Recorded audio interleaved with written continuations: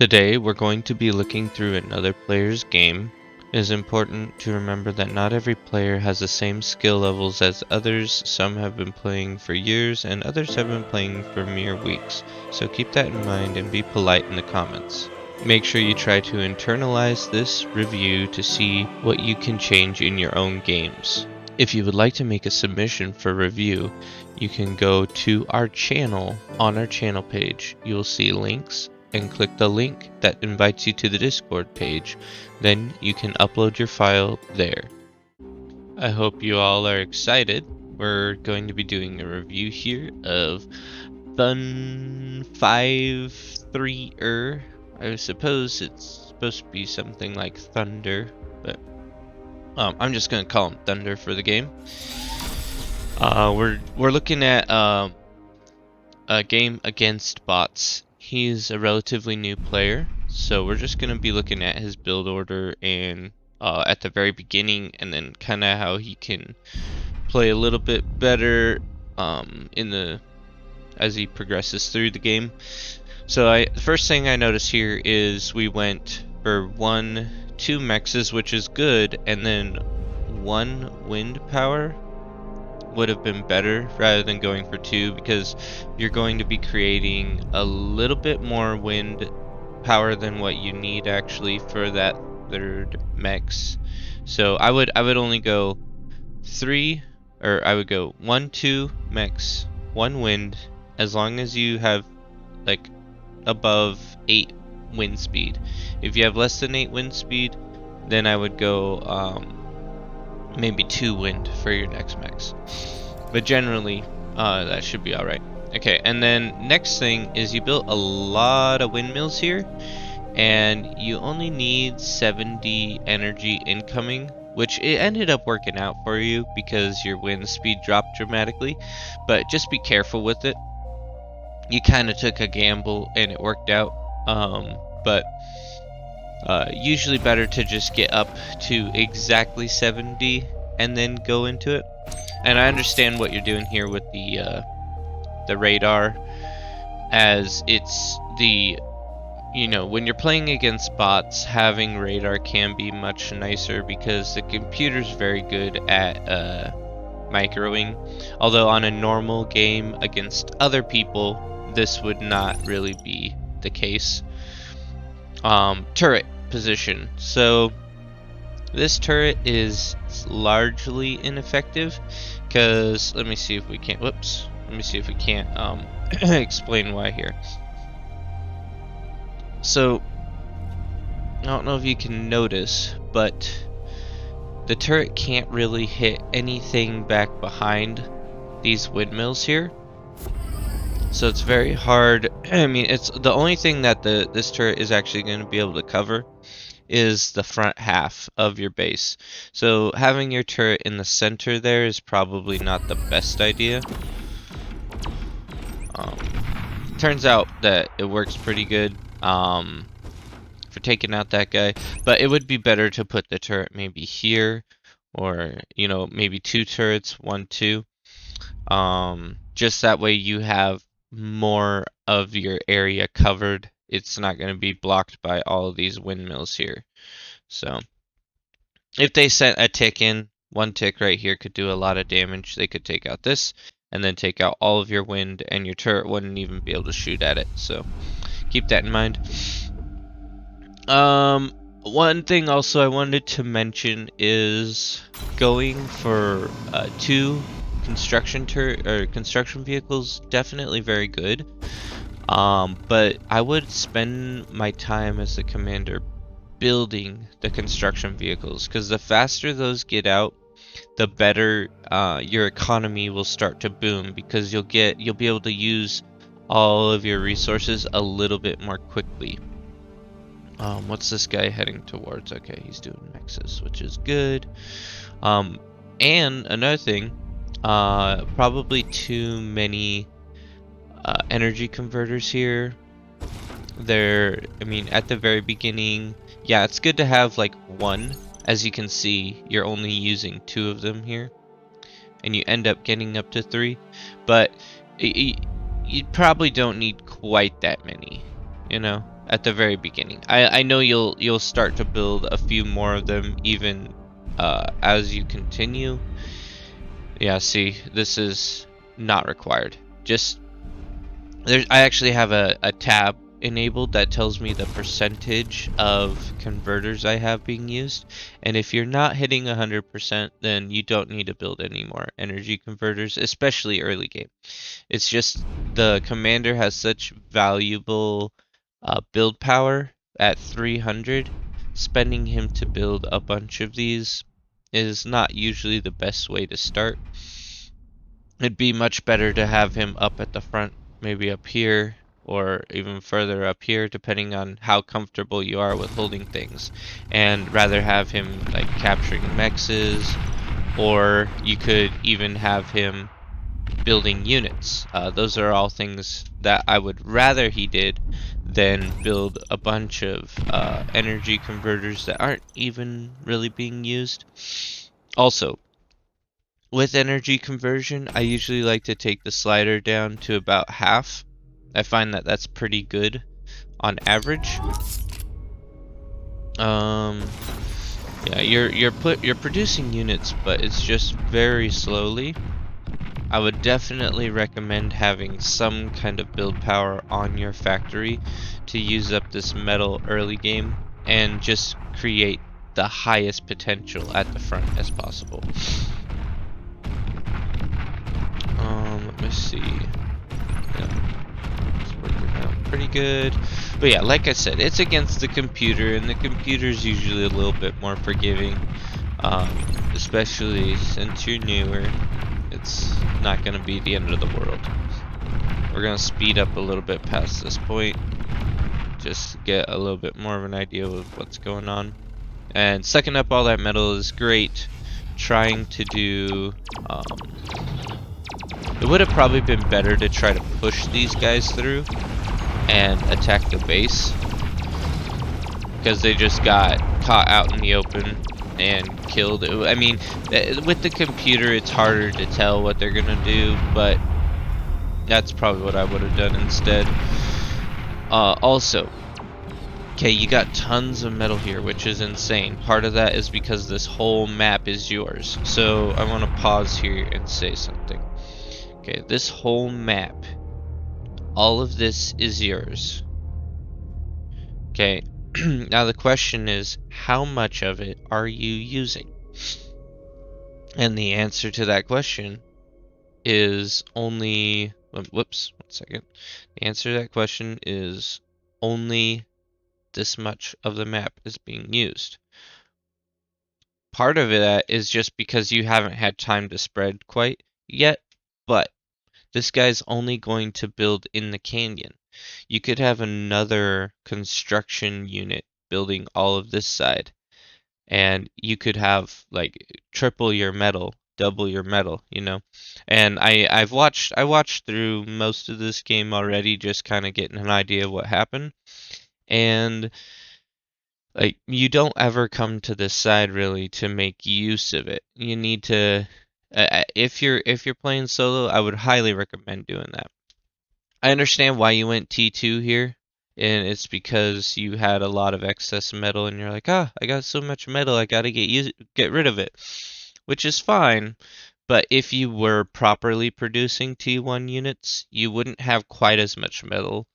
And I don't remember if you start stalling here or not, but having units on the front, I mean, imagine this. Imagine like 20, 20 tanks right here, okay? A huge line of tanks. That's what you could have if you had been producing from your T1 factory early on.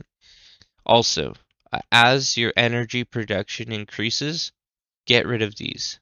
These are bad, okay? They cost 155 metal, and they produce 20 energy.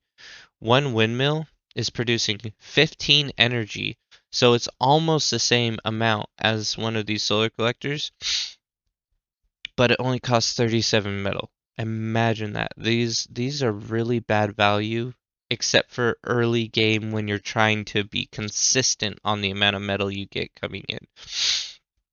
So I definitely would get rid of these.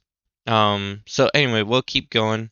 But those are just some tips I have for you. Make a little bit better use of the whole map, and then also make better use of your T1, especially if you're playing against real people. You have to get T1 units out fast, fast, fast, and you can push those out and take real big advantage.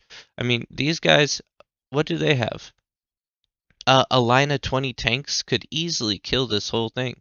You could probably have won the game just by having a decent line of tanks pushed up. Boom, they're gone. So anyway, this ends up stalling the game a little bit. You could have probably ended it T1 if you wanted to, but we'll keep going.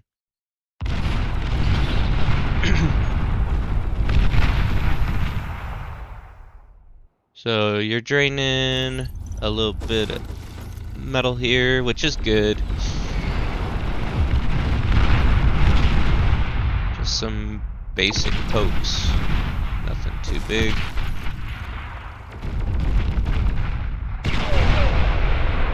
Nice D gun, that was very good. I would recommend, if you're gonna hold this area, to put up a couple build turrets as well. Like 1 or 2 build turrets right here. That will just help your commander with repairing everything.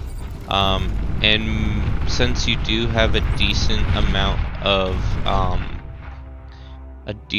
metal, I would recommend getting another construction unit out around this time. Also, first thing you should be building is going to be advanced construction vehicles. These guys can be put on your metal extractors, and they will do, these guys can build T2 metal extractors, and they are just so strong. It's the first power spike of the game, and that's really a core thing to get down. Is the second your T2 factory comes up, the very second it comes up, you get one advanced construction out there, and you start building advanced metal extractors all over the map. You're gonna scale way faster. Okay.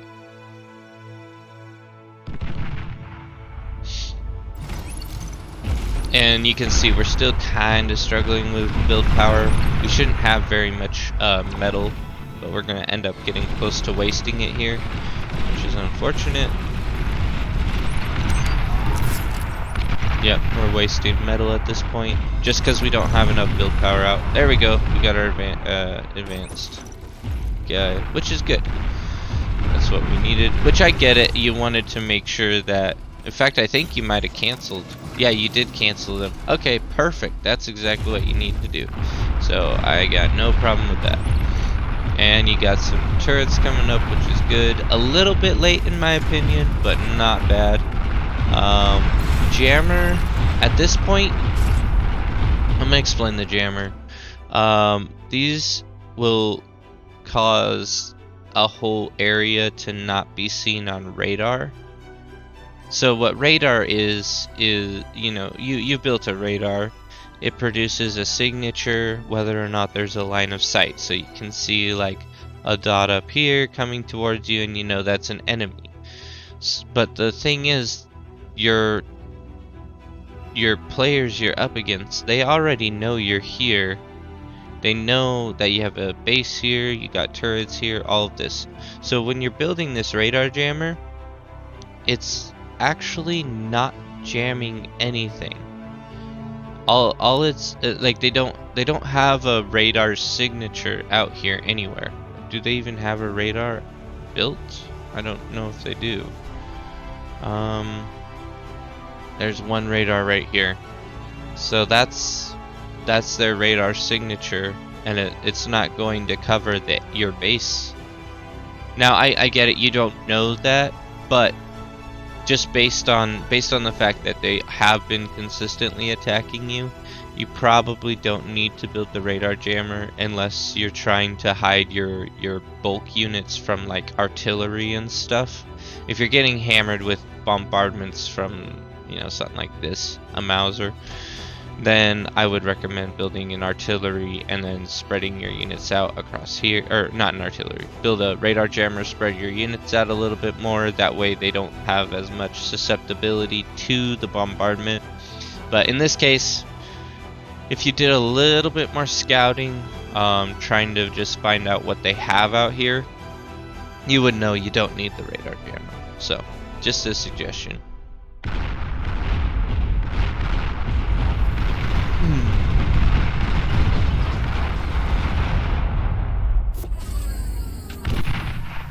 Ooh, and energy is starting to hit you now. That's largely because you have so much build power coming in. I think, let me see. Okay. At this point, I would definitely cancel everything that you're building, including these, because these aren't very effective. And I would start to build some advanced solars. If you had built advanced solars right here, and just did a whole group of like 6 of them, 10 of them, 9 of them, however many, then you would have had tons of energy. And I actually recommend doing that like very early on in the game. So usually what I'll do is I'll take one of my T1 constructors, I'll get say about that many handful of wind turbines, build that, and then after he's done with that, I'll build a handful of advanced solars underneath the wind turbines. Because advanced solars are very, very effective. They're consistent energy, so it doesn't vary based on the wind speed, and they produce 75 energy for 370 metals. So that, I mean, it's all right. It's not like super super good, but it's consistent, you know. It's consistent. And you have plenty of metal and you're low on energy, definitely go for some of these immediately before going for any T2 power, such as advanced fusion reactors. I would definitely get up some of the T2 solar collectors first, before going into any other type of power source. I get these are decent only because you have so much metal and you have so little energy. But just a tip, try it out, see if you like that in your games. I really appreciate that.